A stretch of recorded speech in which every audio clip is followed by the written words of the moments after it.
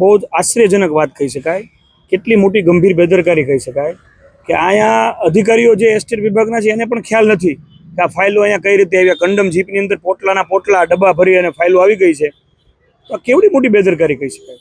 આવા અત્યારે જે ચૂંટણીનો માહોલ છે ત્યારે મહાનગરપાલિકાના કર્મચારીઓ દ્વારા જ આ વસ્તુ આચરવામાં આવી હોય એ ફાઇનલ છે. અને જો અધિકારીઓને જ ખબર ન હોય કે આટલા બધા પોટલા અહીંથી ક્યાંથી આવ્યા, કેવી રીતે આવ્યા, એટલે બહુ જ શરમજનક વાત કહી શકાય. મારી એવી માંગણી છે કે આવા જે પણ લોકોએ આ કૃત્ય કર્યું છે એના વિરુદ્ધ એફઆઈઆર થવી જોઈએ અને તાત્કાલિક એમના વિરુદ્ધ પગલાં થવા જોઈએ.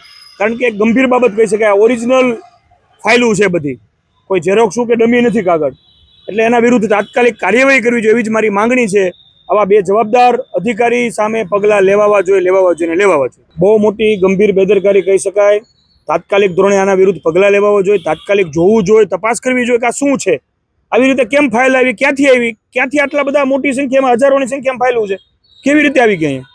બહુ મોટી ચિંતાનો વિષય છે. અધિકારીઓની તો સિસ્ટમ જ છે તપાસ, પણ આવી રીતે આ અંધેર નગરી અને ગંડુ રાજા જેવું શાસન ન ચાલે.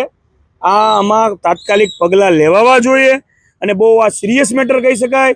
અને આ ભાવનગર મહાનગરપાલિકાની ખરેખર બહુ જ ગંભીર બેદરકારી કહી શકાય. બની શકે અને આના વિરુદ્ધ જોવું જ જોઈએ અને આના વિરુદ્ધ હું પણ પાછળ રહીશ કે આમાં કોઈ કાચું ન કપાય જાય એનું પણ હું ધ્યાન રાખીશ.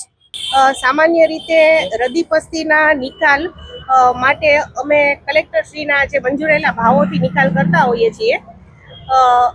છેલ્લે અમે 2023-24માં અમુક વિભાગો જેવા કે રોડ, હેલ્થ, એકાઉન્ટ વિભાગ, આ વિભાગોની પસ્તીનો નિકાલ કરેલો હતો.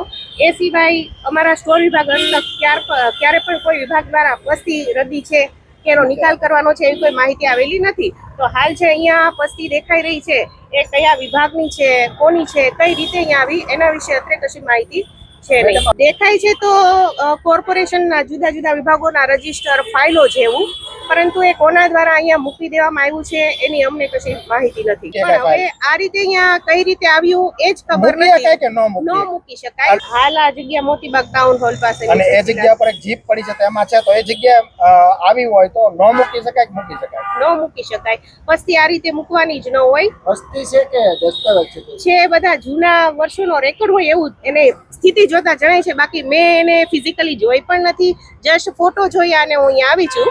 બાકી એના વિશે મને કશી માહિતી નથી. હું એ જ કહું છું, છેલ્લે મેં 23-24માં નિકાલ કરેલો, ત્યાર પછી મને કોઈ વિભાગ દ્વારા અમારી આ પસ્તી છે વધારાની જેનો નાશ કરવા પાત્ર છે, એનો નાશ કરવાની છે એવી કોઈ માહિતી મારા વિભાગે આવેલી નથી. હોઈ શકે, હશે.